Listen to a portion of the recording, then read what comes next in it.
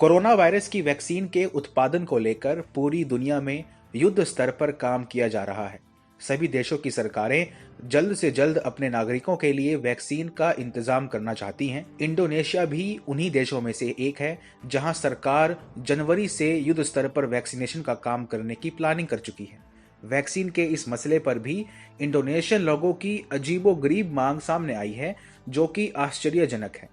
इन लोगों की मांग है कि इन्हें हलाल सर्टिफाइड कोरोना की वैक्सीन चाहिए, जो दिखाता है कि मानव समाज के संरक्षण में काम आने वाली चीजों के मुद्दों पर भी चंद कट्टरपंथी इस्लामिक लोग अपनी धार्मिक कुरीतियों से बाहर नहीं निकल पा रहे हैं। इंडोनेशियन नागरिक और कुछ कट्टरपंथी चाहते हैं कि उन्हें जो भी कोरोना वायरस की वैक्सीन मिले वो हलाल सर्टिफाइड हो, और ऐसा न होने पर मानव विकास संस्कृति मंत्री ने कहा कि इंडोनेशिया के उलेमा काउंसिल, हलाल प्रोडक्ट गारंटी एजेंसी और institute for assessment of food, drugs and cosmetics द्वारा एक अध्ययन पूरा करके वैक्सीन के खिलाफ फतवा निकालने की तैयारी कर ली गई है। इस्लामिक नीति में हलाल और वर्जित श्रेणी की दो कैटेगरीज होती हैं। हलाल का सर्टिफिकेट उन चीजों को मिलता है जिनके इस्तेमाल की इजाजत इस्लामिक कानून देता है,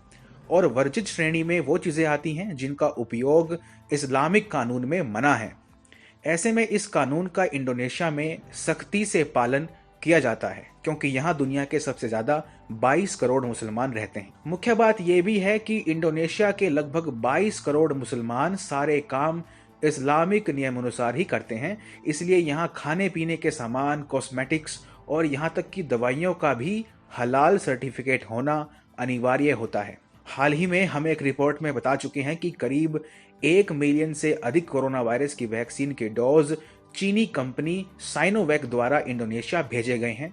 इनके जरिए जल्द ही इंडोनेशियन सरकार वैक्सीनेशन करने की प्लानिंग कर रही थी, लेकिन हलाल का नाम सुनकर इंडोनेशिया की सरकार के हाथ पैर फूल गए हैं। इंडोनेशिया की सरकार ने तो सोचा था कि जल्द से जल्द कोरोना वायरस की वैक्सीन खरीद कर लोगों का वैक्सीनेशन करा देंगे और इस महामारी से मुक्ति पा लेंगे, लेकिन उनके लिए अब वैक्सीन से बड़ी मुश्किल और डर इस बात का है कि कहीं उनकी इस चीन से खरीदी गई वैक्सीन पर फतवा न लगा दिया जाए, क्योंकि सन 2018 में ही एक वैक्सीन के हलाल सर्टिफाइड नहीं होने पर वैक्सीन के इस्तेमाल को लेकर कट्टरपंथियों द्वारा फतवा जारी कर दिया गया था। ये बेहद ही अजीब बात है कि जब मानव समाज को बचाने के लिए लोग जल्द से जल्द वैक्सीनेशन करवाना चाहते हैं और इस कोरोना वायरस की वैश्विक महामारी को खत्म करके मुक्ति पाना चाहते हैं, तो इस मुद्दे पर भी ये कुछ कट्टरपंथी इस्लामिक सोच रखने वाले लोग हलाल और नॉन हलाल की नौटंकी कर रहे हैं, जो दिखाता है कि इन लोगों की रगों में कट्टरपंथ का जहर दिन प्रतिदिन बढ़ता ही जा रहा है और ये समाज के लिए घातक है।